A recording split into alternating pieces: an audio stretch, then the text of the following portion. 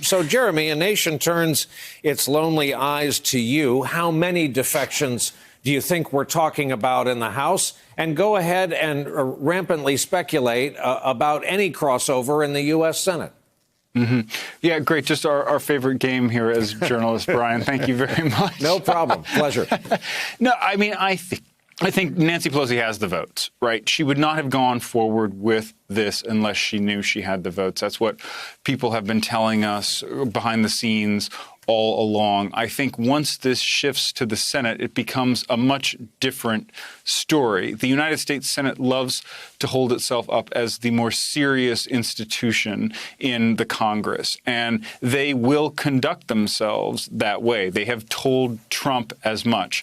Trump, somebody who really didn't even understand the fundamentals of how the first branch of government works, like the filibuster, before he became president, has been told, look, just cool it. Trust us. We will make this work for you, but you need to give us some breathing room.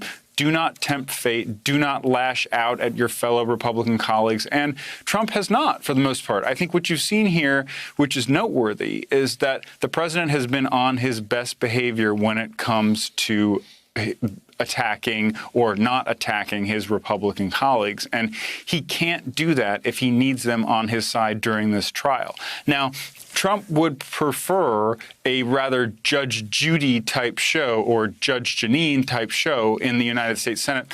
That's not what Mitch McConnell is going to give him. So how he comes to terms with that, how he accepts that, if he accepts that, I think is a big question mark hanging over this.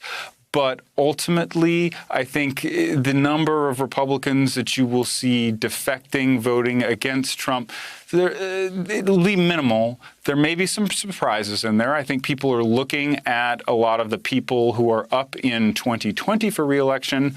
I've been told by Republican sources that we ought to be looking farther out than that. We should be looking at people who are not up for re-election, people who are free to vote however they want because they're not facing voters, people like Rob Portman, Lisa Murkowski. Not that I think they're going to vote against the president, but something to keep in mind. Anybody from Utah? Yeah, notice I didn't mention him. Okay. Big wild card.